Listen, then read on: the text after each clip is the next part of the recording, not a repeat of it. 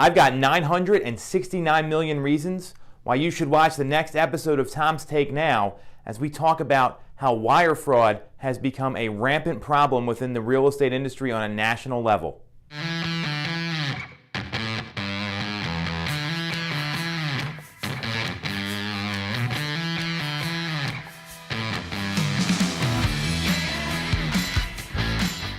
Welcome to episode 49 of Tom's Take. I'm Tom Toole. Thanks for checking us out and tuning in.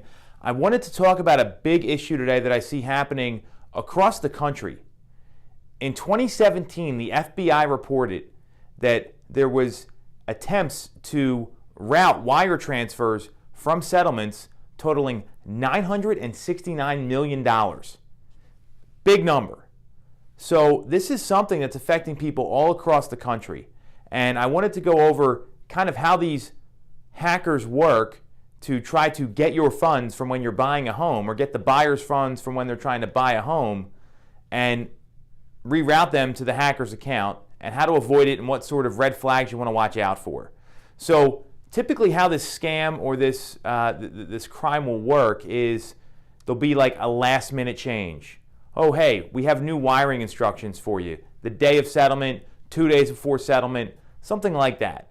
So to kind of help everyone understand this, right now in Pennsylvania, and the title company we use, TA of the main line, anything over $100,000 requires the funds to be wired directly to the title company. Title companies handle all the settlements, they handle the exchange of funds. So in our market, where the average sale price is in the low 300s, this doesn't affect all the transactions, but it certainly affects a lot of them. So knowing that you have that $100,000 limit on what can be wired or brought with a certified check or a bank or a cashier's check, there's a lot of money at stake here. So what will invariably happen is a couple days before settlement, a hacker will get into one of the realtor's email addresses, the title company's email address, and will say, hey, there's a last minute change. Here are the new wiring instructions for the down payment and closing costs for your home. Please send the funds there.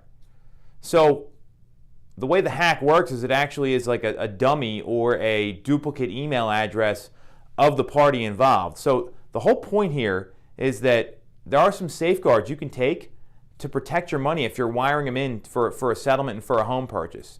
The first is verify everything. When you get new wiring instructions, if you get something suspicious, just call the title company. Call your agent and say, hey, did you send this to me? I have this new bank account. Be aware that there's a lot of money at stake here and you could be the target of a crime. The second thing to do, and I know TA of the main line does this, which we absolutely love, is they will send a hard copy of all their wiring instructions to all their clients, so all the buyers that buy and use them to provide title insurance. So that way there's no question of what the wiring instructions are. And it's right in the package. It's a physical piece of paper where it's printed to safeguard against these hackers that are out there running this 969 million, sort of scam that's been going on. So this is more of a be aware of it if you're buying a property right now, but also let's be smart about this. You're spending a lot of money buying a home.